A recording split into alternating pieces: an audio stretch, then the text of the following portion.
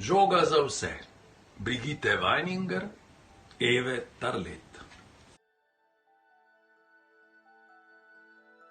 Miška Maruša in njeni prijatelji se razigrano žogajo na jasi. Pazi, Krištof, žoga se kotali k tebi, zakliče kos Janko Krtku, ki slabo vidi. Toda Krištof pomoli v zrak le svoj nosek in presenečeno vpraša: Kdo pa je še tukaj? Prijatelji pogledajo naokoli. Ojoj, tam je Grega, prestrašeno šepne jež Andraž. Prav gotovo ima nekaj za bregom, piskne Janko. Grega je težak, kvakne žaba Živa. Vsi poškilijo navzgor v temno pojavo.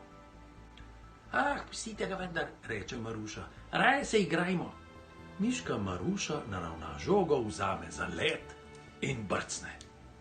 Puf! Naravnost v Gregino smer.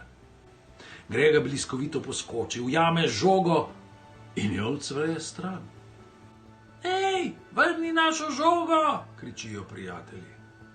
Vendar Grega niti ne pomisli na to in dirja dalje. Maruša prestrašeno zajeclja. Ampak to se vendar ne sme.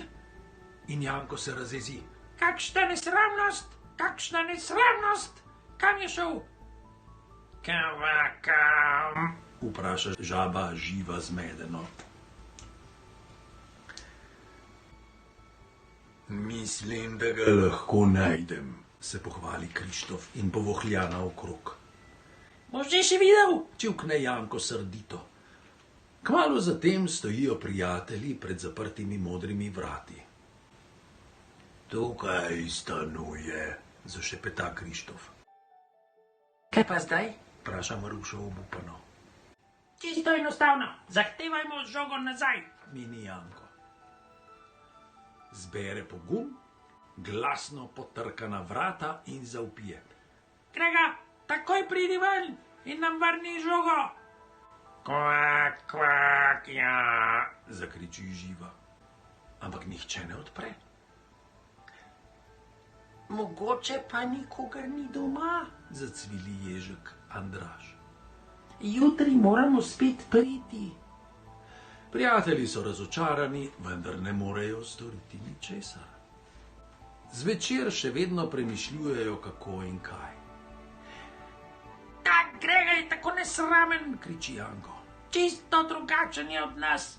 Vedno nas moti in vse pokvari. Zakvaj? Vpraša Živa. Nimam pojma, se ujezi Janko. Pa prosimo lisico za pomoč, zacvili Andraž. Ona je najmočnejša v tem gozdu. Lisici je čisto vseeno za našo žogo, vzdihne Krištof. Ne, jutri moramo nazaj k njemu. Le Maruša ne reče ničesar in napeto razmišlja. Naslednji dan so prijatelji spet pred Greginimi vrati. Kdo pa danes potrkal? Vpraša miška Maruša. Mi dva, se opogumita Krištof in Andraž. Gregina mama odpre vrata in vpraša. Želite? Ali bi mogoče lahko dobili nazaj našo žogo? Zajecljata Krištof in Andraž. Grega jo je včeraj vzel in... Gregor! Jezno zatuli mama in izgine v notranjost. Prijatelji zbegano obstojijo tam, kjer so. Kaj pa zdaj? Nenadoma se po temni veži prikotali nekaj okroglega pisanega. Naša žoga! Zakličejo prijatelji presenečeno. Maruša jo prestreže in jo močno stisne k sebi.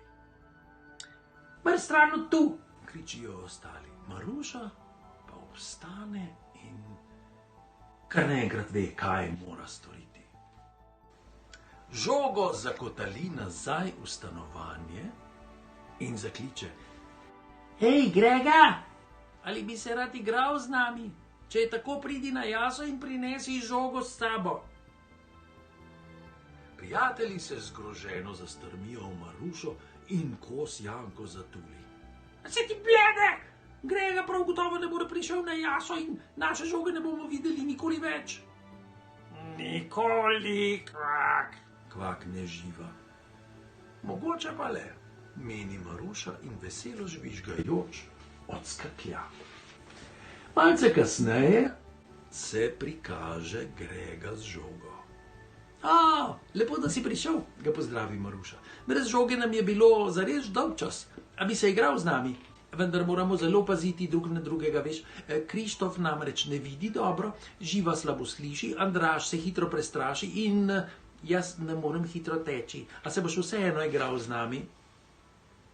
Grega malce pomisli na to, prikima. Seveda se bom, ampak jaz sem zelo močan. Najbolje, da grem v gol in branim, tako ne bom nikogar zadev. Dobra ideja, meni miška Maruša. Gremo!